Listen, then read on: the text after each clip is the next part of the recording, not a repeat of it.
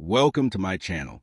What if I told you that the phone in my hand, this one, might actually be better for you than a flagship that costs twice as much? I know, bold claim, right? But stick with me for the next few minutes. Because by the end of this video, you might just look at budget phones in a whole new way. This is the Pixel 9a, Google's latest addition to their beloved A series. Now, I've been using it for over a week.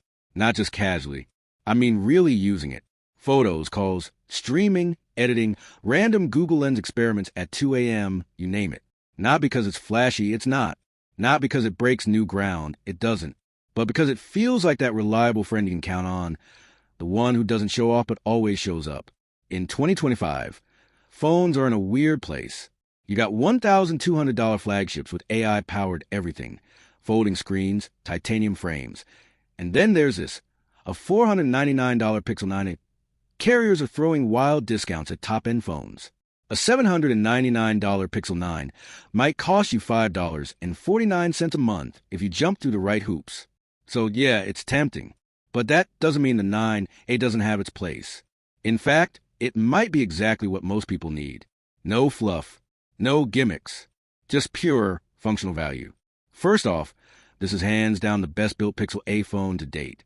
IP68 water and dust resistance. Flat sides, clean, modern design. It even feels better in the hand than some phones that cost twice as much. And here's the thing, most people using phones under $500 are not throwing them in cases.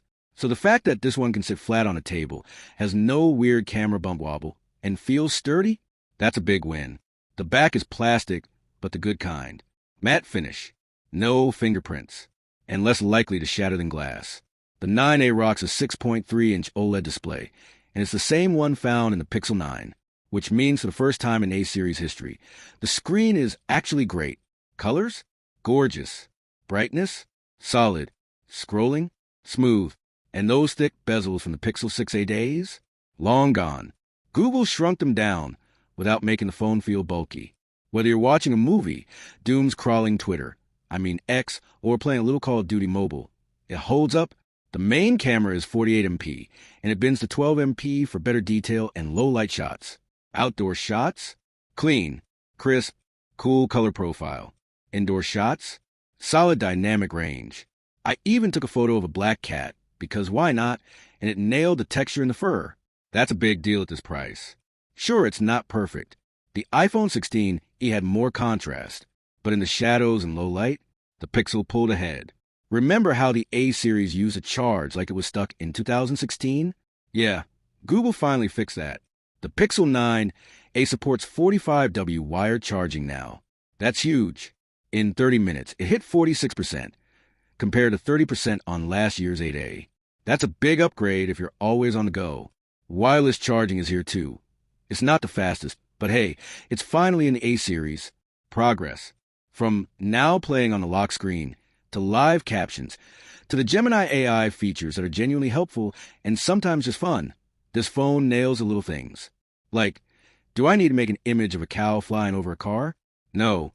Did I? Absolutely. It's fun but also functional. Like using Gemini 2.5 for research, transcription, or summarizing articles. And best of all, none of it feels forced. It's there when you want it.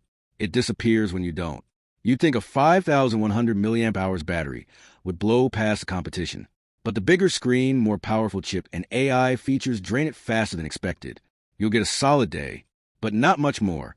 In our 3-hour streaming test, it dropped 22%. That's a bit worse than the 8A and way behind phones like the OnePlus 13R or iPhone 16 and no satellite connectivity.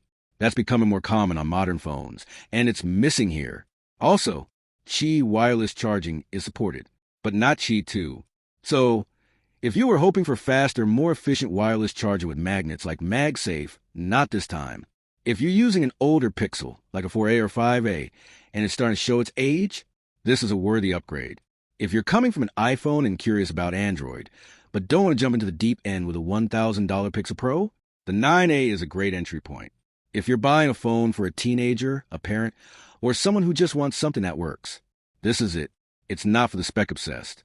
It's not for people who need the absolute best cameras or display. But for 90% of people, it's going to do everything you need, and then some.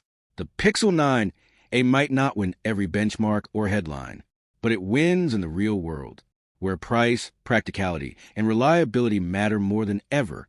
It's a phone that makes sense. And in 2025, that's kind of rare. Let me know what you think down in the comments.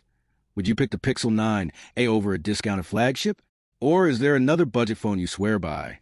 Drop your thoughts in comments and subscribe my channel for more tech updates.